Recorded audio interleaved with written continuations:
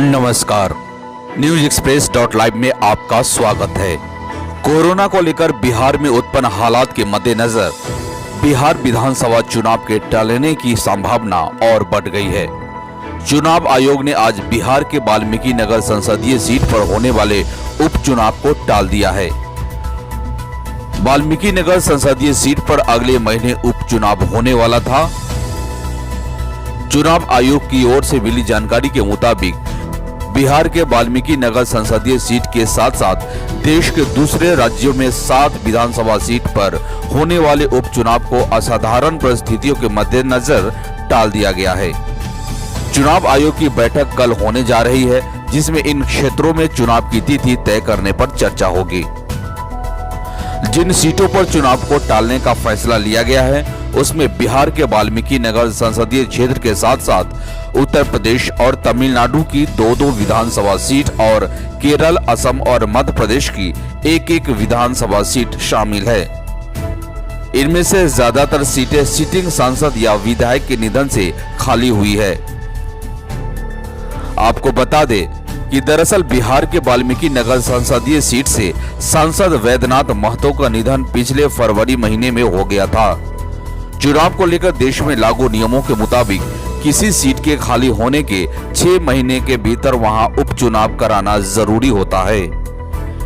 इस नियम के मुताबिक वाल्मीकि नगर में अगस्त महीने में चुनाव हो जाना चाहिए था, लेकिन चुनाव आयोग ने तय सीमा के भीतर नहीं कराने का फैसला लिया है।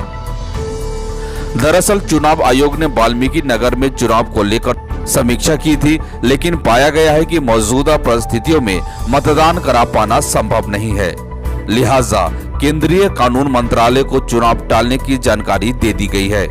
रिप्रेजेंटेशन ऑफ पीपुल्स एक्ट 1951 के मुताबिक चुनाव आयोग को भारत सरकार की सलाह से उपचुनाव को टालने का अधिकार है। इसी प्रावधान के तहत आयोग ने 22 जुलाई को ही पत्र जारी कर यह फैसला लिया है कि वाल्मीकि नगर समेत देश के दूसरे राज्यों में होने वाले उपचुनाव को टाल दिया जाए।